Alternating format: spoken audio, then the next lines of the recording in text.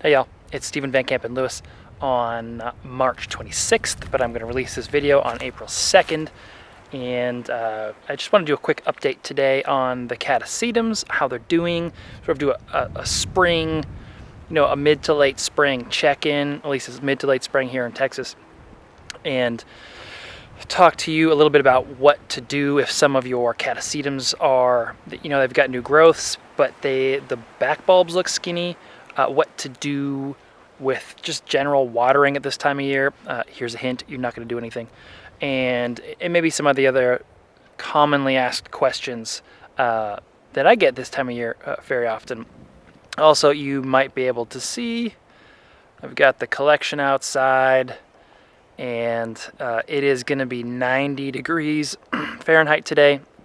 So that's just way too hot for the greenhouse. Even with the shade cloth, I just showed up and it was 125 in there. So I'm glad that I got the plants outside yesterday because it's very hot. But let's get the camera turned around and check out some Catasetums. So from afar, they all still look pretty crispy, pretty dormant, not a whole lot going on. But as we start to zoom in, we can see that that's not quite right. So, so this is Cloacia Grace Dunn, and you can see there's several new growths there. I chopped that one up, so I got some extra bulbs and such, but I got to figure out what to do with those guys. But yeah, so that one's coming along. That one's not very far advanced at all. In fact, it just wrapped up blooming a couple weeks ago. This one's quite a bit a ways ahead.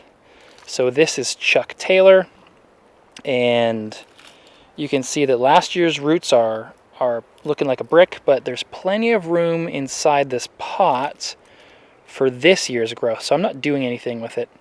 You can also see, so when you leave the sheaths on these guys and the back bulbs start to shrivel, it kind of looks like, I don't know, in my brain for some reason it looks like they have pajamas that are way too big, as the sheath that formed obviously formed on a much fatter pseudobulb. So when the pseudobulb shrivels and shrinks, it looks weird, and this is no exception. You can see how large these growths are compared to my finger, and I will not even think about watering for at least a month. I'm looking down here and seeing some roots and some damaged roots actually. So I don't really know what's going on there. That could just be bush snails, or that could be cockroaches. It could be a whole bunch of things, but with 3 of these growths, at least one of them is going to put on a big fat new root system, and that's all I really need to make this plant fat and happy. So a few damaged roots, I'm not going to worry about that. In fact, the first time I water this, the water well on the bottom will collect water, and these bulbs will be fat again within probably 24 to 48 hours. Another one that's interesting is Cycniches Jurai. This is one that I posted photos of. It was blooming for the first time. It was supposed to be Peruvianum, and it turned out to be something much, much rarer, much, much cooler. It had a new growth up here, and I scratched it off. I just went pop and popped it off, hoping that the new growth, the replacement growth, would be there, and it's not. So, I'm not entirely convinced that this is a new growth yet. If it starts to put out roots, which could be happening, then I will treat it.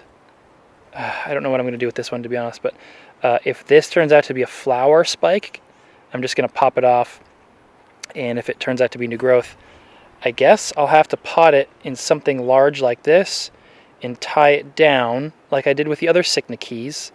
I'll show you once I put this down, kind of the same thing. But for a big plant like that, lying it down in the pot and then attaching it and then having the growth come out way at the top is not ideal. It's very frustrating, but it's kind of a common occurrence in the Cycniches. And this is what my Heron Husseinum did. Something similar. It had an oddly placed growth, so I laid it down in this pot, and then I lashed it so it can't move, and you can see the new growth is coming up here. So I'll have to do something similar with that other Cycnices. And I don't know, it's annoying when these guys do that. Here's Cycnices cooperi. I think it's got a new growth down there somewhere coming at a normal location, which is much appreciated, Cycnices. Of course, it's also naturalized to the northern hemisphere, whereas this one is not, and nor is that Heron Husseinum over there. So this is Cycnices egertonianum red, as you can see on the name. This was an import that I got last summer, and it is not growing yet, so it is still holding tight, but this is one that I forced into dormancy by giving it cold temperatures by throwing it on a windowsill, actually in February. And it dropped all its leaves very quickly, and it hopefully I get a big fat new growth here this year, and it will be basically adapted to the northern hemisphere. What else? We have Cycnices schunkii.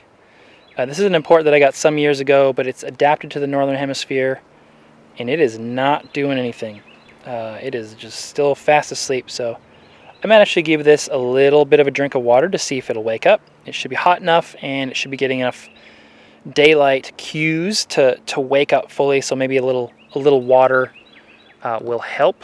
It's also hot enough here that I don't have to worry about rot even at night. This is Catasetum peruvianum. I actually got this from Paula at Hillbilly Orchids, and I don't know if you can see, there's a tiny new growth just below my finger there. This is another super rare species, and I'm super excited to see this one. This is one of those accidental, this is what imports, it was imported under another name, and then it turns out to be something much cooler. You can see these back bulbs are pretty shriveled, so I'm hoping that that little growth comes along quickly, and then I can start watering.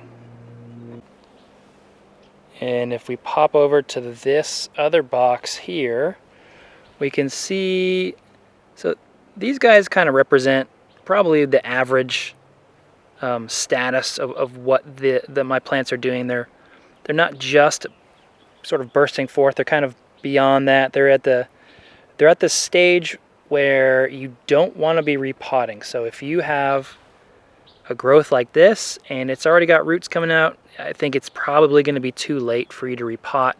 You really want to get the repotting done at, you know, kind of at this stage where it's just coming out and there's just little tiny root nubbins. I mean, once those roots get like this long, they're too long to repot because you're going to break them, and you just don't want to do that, especially on some of these smaller plants. This group here are the ones that I got from Fred Clark this past summer, actually. I think they came in June, and we've got Spitzii here, that Cycnices cooperi that I showed for a first bloom, you know, in fall of 2021. I've got a Mormides here, another Mormides here. Both of these will be orange, so I'm super excited to see those. Grace Done by Schunkii should be absolutely amazing, and is going to be a really cool hybrid. I'm super stoked for this one in particular.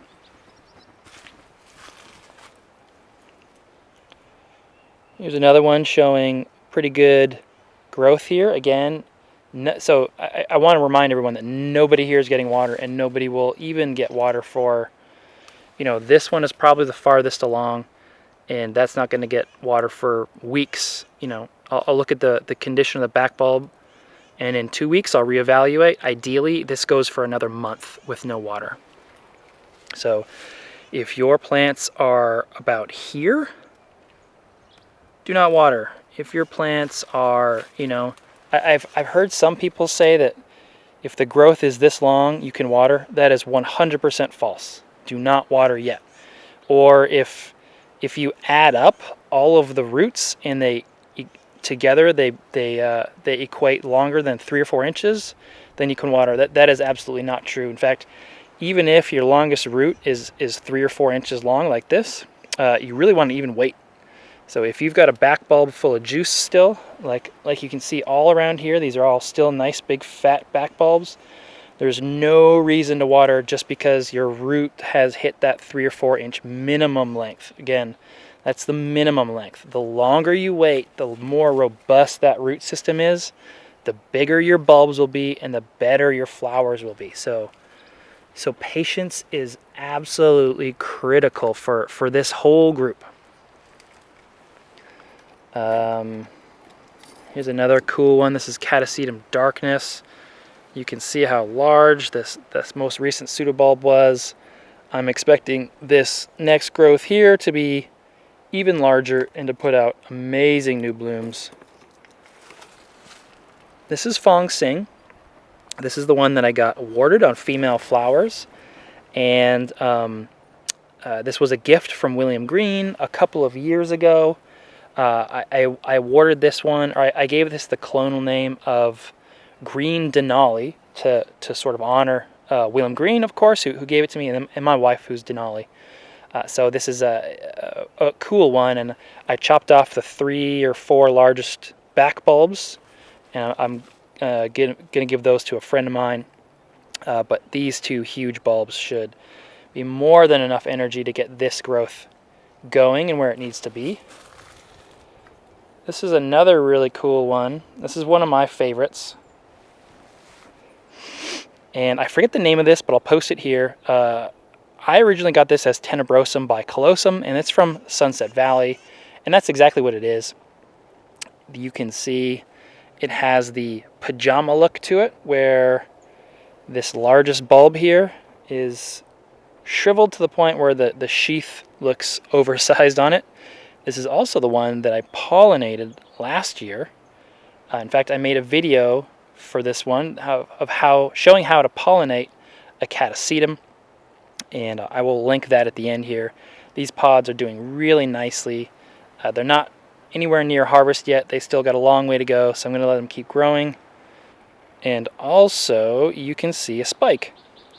So Catasetum tenebrosum, which of course is 50% of this cross, this is one that blooms on an immature spike in the spring, and that's where this particular trait comes from. So the new spike comes out at the same time as the new growth. This particular hybrid just blooms all summer long. It's such an amazing cross. I absolutely love it. And you can see the new roots are kind of jammed up in here. You can also see some root damage down there. I don't really know what's going on. I don't know if the conditions are just too hot and dry in the greenhouse, and those root tips that didn't have sort of shelter in the same way that these green root tips here have. Maybe it's just too hot and dry and they died off, but or something's eating them. Either way, it's not an ideal situation. Nonetheless, the plant is super healthy.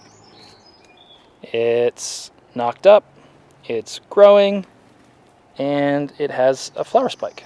Again, so just because your Catasetum back bulbs are shriveled does not mean it needs water. In fact, if you harm these roots on this new growth, this whole plant will probably die, or could very well die, or be set back by a couple of years, and nobody wants that. So again, just to reiterate, do not water your plants yet. They don't need it. There's no reason to do anything. They're perfectly adapted to an extended dormant period. This is a cool one. This is Catasetum sanguineum by Tabulari. I've only seen it bloom online. The blooms are so incredibly bizarre.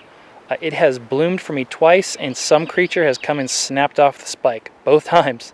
So I haven't seen it blooming in person, but it's one that I got a couple of years ago, actually, from as a division from a friend online.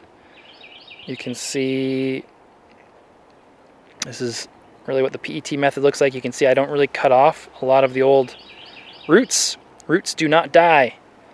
There's a common misperception that the moment your plant goes dormant, those roots that were grown last year are dead, and that is 100% false.